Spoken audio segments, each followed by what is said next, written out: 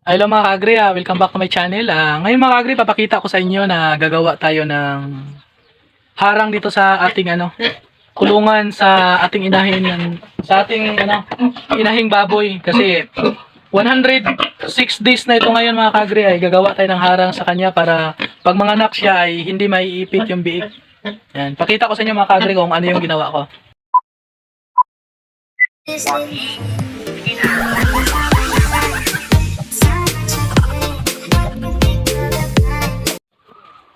Dito mga kagri, ito yung inahin baboy natin. Yan, malaki na. Yan, malaki na yung tiyan. Yan. Yun pala mga kagri, may dalawa na akong ginawa. Yun, yung bakal. Flat bar na may bakal na patusok. Ang gagawin natin dito mga kagri ay, ito pa.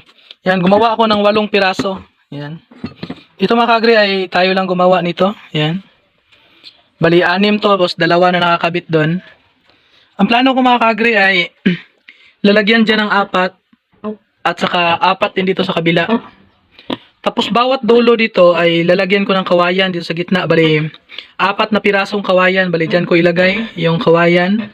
Tapos dyan yung isang dulo at doon din yung isang dulo. Yan. Papakita ko sa inyo mamaya mga kaagri kung anong resulta ng natin, kung kakayanin ba ng ating inahin. Kakayanin ba ng kawayan or sakto lang ba yan? Ang sukat dito mga kaagri ay mula doon sa flooring ay 1 feet at 1 feet tapos 2 feet ang lapad niya. Tapos dito siguro mga 1 feet din ang sa susunod natin. Bali, ang tayo niya is 2 feet lahat. Yan. Gagawin ko muna mga kaagri. Update ko kayo mga kaagri kung matapos na. Ako lang gumawa dito mga kaagri para makatipid tayo. Bali, ito yung mga gamit natin. Kailangan may bakal, may mga tornilyo tayo. Yan, tox. Yan, kailangan mga kaagri, may barina din tayo. Yan, barina. Yan, mga tools natin. Yan. Yan mga kaagri, nakabit ko na yung dalawa. Dito na lang yung dalawang kawayan na lang. Yan. Tinali ko muna pansamantala yung natin mga kaagri, yung inahin. Yan. Bali, doon siya makaharap. Yan. Yan, tapusin natin to ngayon. Yan, matibay naman, Tapos bawat dulo mga kaagri, nilagyan ko ng alambre para matibay siya. Hindi siya daling mabiyak. Ganon din doon kabilaan.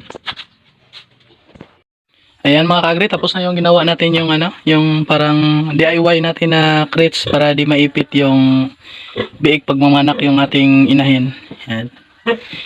Ito yung si Blissy, nakatali siya mga kaagri. Yan, tinali natin para hindi siya ganong malikot. Yan.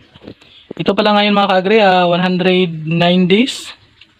Yan, parang manganak na siya. Yan.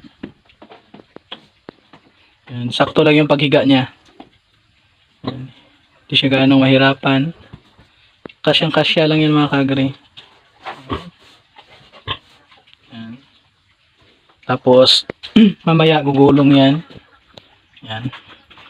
Yan mga kaagri, maluwag lang siya. Estimate mo lang mga kaagri na na paggagawa kayo ng ganito na hindi siya makalusot doon at maipit. Yan. Ito pala mga kaagri, yung lapad nito ay 2 feet mahigit. Yan. Tapos yung pagitan doon sa flooring hanggang dito sa unang ay mga 11 inches or 1 feet. Yan. Yan, komportable na dito. Kung sakaling mga kaagri ay may biik, manganak na siya, tapos may biik, pag hihiga siya, yung biik ay hindi na may ipit doon. Pag dito naman sa kabila siya hihiga, hindi may ipit yung biik dito. At hindi tayo mapapagod sa kakababantay palagi na maipit yung biik.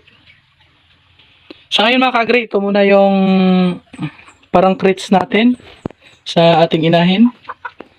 Balang araw ay magkakaroon din tayo ng crates na maganda, yung bakal talaga. Yan, dahil walang budget, DIY muna tayo. Yan mga kaagri, maraming salamat sa inyong panonood. Hope mga kaagri may natutunan kayo dito sa ating crates. Yan, yung ginawa natin.